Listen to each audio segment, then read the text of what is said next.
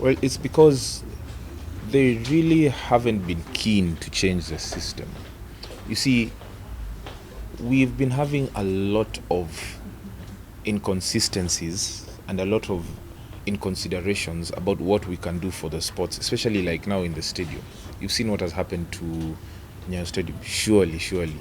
The photos that were trending on social media the other day, the biggest one being the swimming pool, where the contractor came and left, and then things are getting stolen. What do you call it? There was, I think it was a leaderboard that got stolen, vandalized, simply because some measures have not been put in place. So I think it is the system itself that now individuals feel that they can exploit and steal. So that system needs to be changed. When the system gets changed, the mentality gets changed. You give people the same system where history has proven that this is what needs to be done for exploitation, surely they will exploit.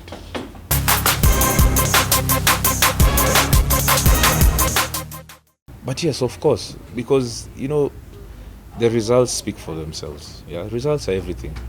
Look at what the government had promised in the run-up to the election, when they made pledges that they are going to either reconstruct or build new stadiums. Not much of them has been fulfilled. Again, look at what has happened to Nyayo Stadium. Yeah, where a contractor, fine, he's a good contractor. He has stated that these are the requirements that he requires, okay, that he wants the government to fulfill in order for him to carry out his duties, and then he doesn't finish. It could either be his fault or the government's fault, but there's a contract. So if the government breaches the contract, who's at fault? Isn't it the government? Yes. But then again, shouldn't the government have done due diligence and said, these are the resources we have, this is how far we can go, okay, so that they meet their own expectations. But if you promise heaven and then you deliver soil, it looks bad on you, okay? You'll try to blame the contractor, but the truth comes out, okay, fine, it's the government didn't do their due diligence on what kind of resources they have for commitment on such projects, what kind of budgets they should have put there, or maybe the capability of the contractor. Because maybe it could also be that the scope of the project was not well defined by the government. Yeah, it could be that as well.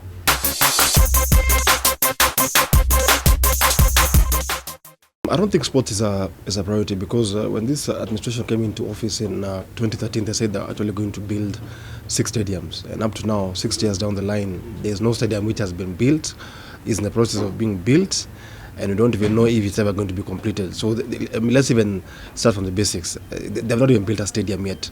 The existing stadiums, I don't think, are able to host international games. We're really struggling even right now with even a revamped Kasarani, even to host international matches. So already we do have a problem in terms of hosting big tournaments. I mean, I'll take you back to a year and a half ago when Kenya lost out on the rights to host the African Nations Championship CHAN, simply because we don't have the infrastructure in terms of stadiums. We may have the hotels, the good roads, and a couple of training grounds, but football is played in stadiums. So we would need the right to host a tournament. It was taken to Morocco.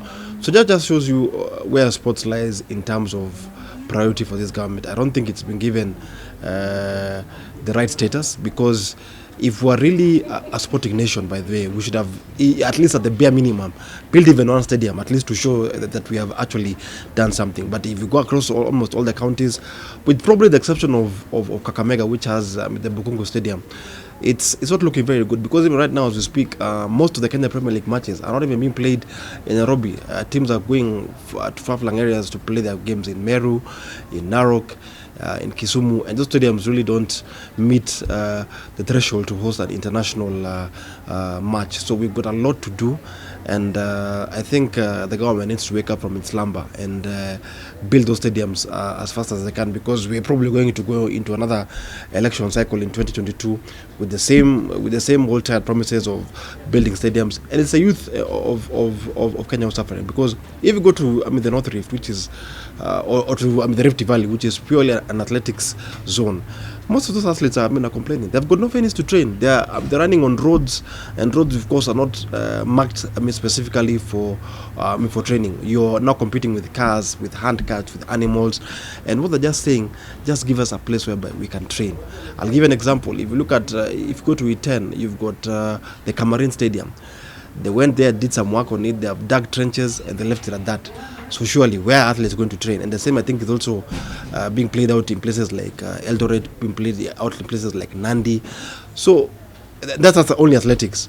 We've not even structured a service to talk about football, talk about volleyball, talk about rugby. And these are team sports, and team sports for me require proper grounds. Athletics it's more of an individual sport. You can choose when to run, how to run, when not to run. But for a team sport, key thing is that you need at least a stadium or a ground to go and train, and those things are not things which we are seeing right now. So I don't know when those stadiums are going to be built, because clearly we've not seen anything for the last 6-7 years.